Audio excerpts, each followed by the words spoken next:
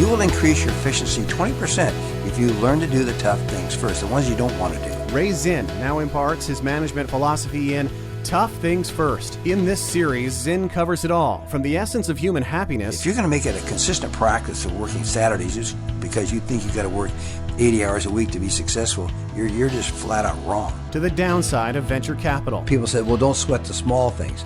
Well, I guarantee if you don't sweat the small things, the big things are going to become a mess. And the essence of entrepreneurial discipline. Don't want to wait until you jump off the cliff to grab a parachute. Now here's Ray Zinn, Silicon Valley's longest-serving CEO. Welcome back to the Tough Things First podcast, the podcast where we face the hard truths of leadership, business, and life with Ray Zinn, the longest-serving CEO in Silicon Valley history, and he's in Silicon Valley right now. Hi, Ray. Hi, Rob. That's true. It's a rainy day here in Silicon Valley. As we record, yes. And it looks a little bright outside my window because I think there might be a crack in the clouds somewhere. Recently, President Trump has tried to be encouraging. Actually, let me rewind this a little bit. I have to mention that we're on video as well. So if you navigate to toughthingsfirst.com, find this podcast, you can actually watch the video of the podcast by clicking watch now. So let me restart this. President Trump has recently tried to be encouraging, but what appears to be too much exaggeration.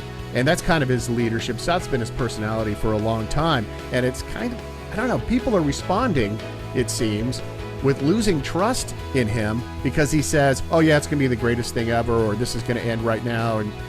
And it's not really panning out. Is this something that you've been thinking about a lot lately as you watch these kind of these ups and downs in the market, but also what's going on the world stage? Yes, when we talk about giving encouraging outlooks, we got to be careful, because if your outlook is not able to be come to pass, in other words, if you're not having a predictable outlook, then people start not believing what you're saying. And since this podcast is for many listeners, I remember when we would, as at Micrel, when we have our conference calls once a quarter, we would give an outlook, and that outlook was difficult to do because you're looking into the future, and you can't predict the future really well. So you're on one hand, you don't want to be discouraging or give a bad outlook because the stock is going to take a hit, and by the same token, if you give a really optimistic outlook and it doesn't pan out, then they're not going to trust you, and so they're not going to give you a credit for your wonderful outlook. And so, because sometimes your outlook is good, sometimes they're not so good. I should say we did this once a month, not once a quarter.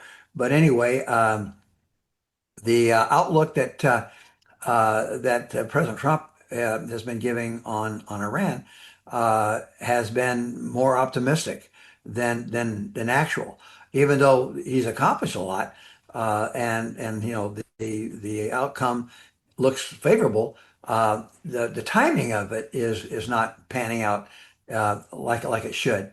So that's just an example. I mean, this podcast is really not about President Trump. It's more about how do we, as leaders, how do we encourage or keep our employees encouraged, but not giving them some exaggerated outlook that we can't bring to pass. So while we think that people have short memories, certain things they remember very well. And you have to be careful that you don't exaggerate the outlook. Otherwise, if it doesn't happen, your employees are going to lose trust in your judgment.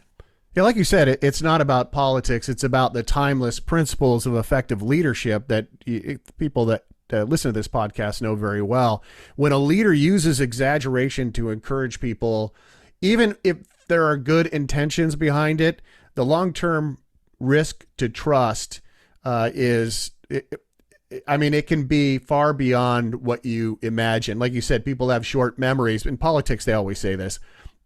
People have short memories, and they go, by the next election, they will have forgotten this. But that's not necessarily true when it comes to the way that they feel. Like, if they lose trust in you, it's really hard to get that back. I know we've talked about that on this podcast. Yes. It's interesting that we we hope people have short memories, but if the outcome is not good, that sticks in their mind, and so what comes around goes around. You're going to pay the penalty for it. So, uh, you know, the future is very hard to predict, and so while we want to be optimistic, while we want to be encouraging, and not deliver questionable news, by the same token, we want to be realistic. And that's the key. The key is be realistic in your projections so that you don't overpromise. You often emphasize honesty and integrity as you call it a non-negotiable in those areas. Mhm. It has been part of the culture at Micrel. It's how you have operated as a CEO for so long. How do those ideas play into this as honesty and integrity Well, that's part of being it. non-negotiable? Giving a realistic outlook is being honest. Uh, so if let's take an example. Let's say that everything looks great, the quarter looks wonderful. The quarter going forward, I should say, is looking wonderful, and you really want to be very optimistic because you got good news. The backlog is great, but then something happens. Somebody drops a bomb somewhere. Some customer declares bankruptcy, and now you've given this outlook, even though at the time it looked realistic, but now you've got this a dilemma that you're facing, and you get blamed for that. I mean, honestly, the buck stops here. You're going to get blamed, even though it was something you didn't know at the time. People don't know you didn't know that, and so they assume you knew it, even though maybe you didn't, and you're going to get penalized for it. So, we talk about caveats. They say God willing, or if the weather doesn't change or we don't have this problem happen, we don't lose a customer or we don't have an important employee to leave the company. We have this one with Microsoft. I mean, with Apple. Where Tim Cook is now leaving, and they got a new leader. Okay, so that's new, and that's going to be a concern for those next few quarters. Is how well this the new CEO is going to handle the company. So people don't like to deal with unknowns. They hate unknowns, but unknowns are with us. So what we want to do is have an honest reputation, so that if when bad news happens, when we have a .com implosion, that people will recognize and understand that that's an incident that happened, and now as long as you're viewed with honesty and integrity, there is some forgiveness if the outcome is not as you projected it. Because, as Murphy's Law is, that which will happen, that which can happen will happen, as you would.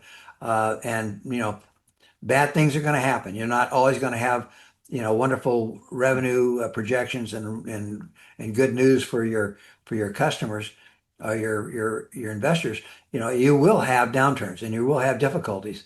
And the way we migrated through those 8 downturns that we faced at Micrel was we were honest, and we had a reputation of having integrity, and our investors and customers stuck with us through thick and thin.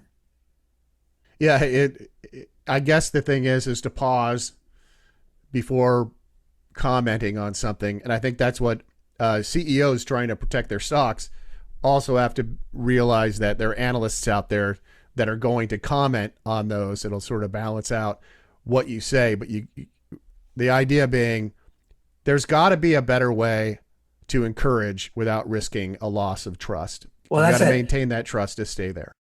That's why I said don't exaggerate. Okay, look at a more neutral position as opposed to exaggerating, and then having to deal with that exaggeration. So, trees don't go all the way to the sky. I mean, at some point you're going to have a call to Jesus time where you're going to have to own up to the projections or the outlook that you projected.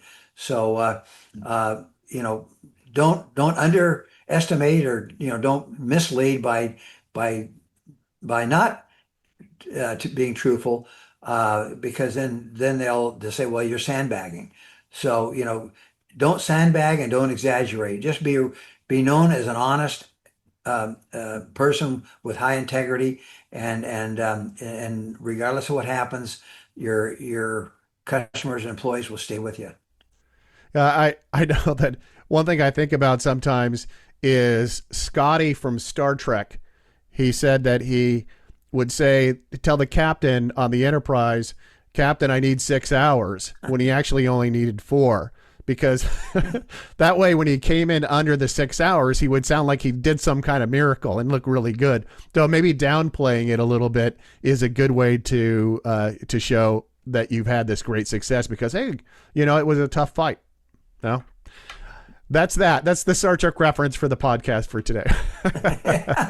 So I hope the listeners will rate this podcast on their favorite platform. If you're facing tough leadership challenges in your own organization, visit toughthingsfirst.com for more information and wisdom from Zinn, including his books and resources.